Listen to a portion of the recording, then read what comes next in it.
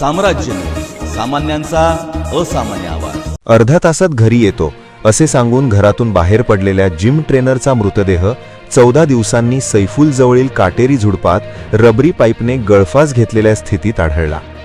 सचिन मच्छिंद्र माने, वय 30, राहणार विजापूर नाका 2 नंबर झोपडपट्टी असे मृत तरुणाचे नाव आहे।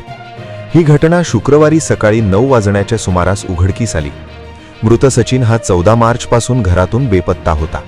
याबाबत कुटुंबियांनी तो हरवल्याची फिर्यादही दिली होती।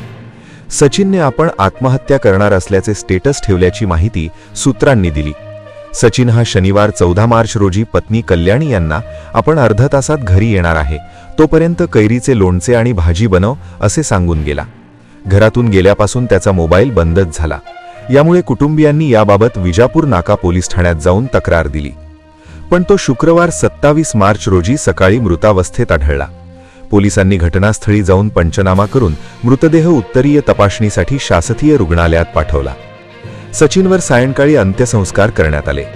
सचिनच्या पश्चात पत्नी कल्याणी, 3 वर्षांची मुलगी ओजस्वी, 1.5 वर्षांचा मुलगा पार्थ आहेत। सचिनचे मोबाईल शॉपीचे दुकान होते।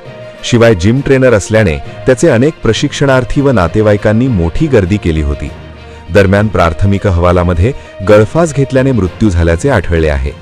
याबाबतचा तपास सुरू असल्याची माहिती पोलिसांकडून सांगण्यात आली आहे।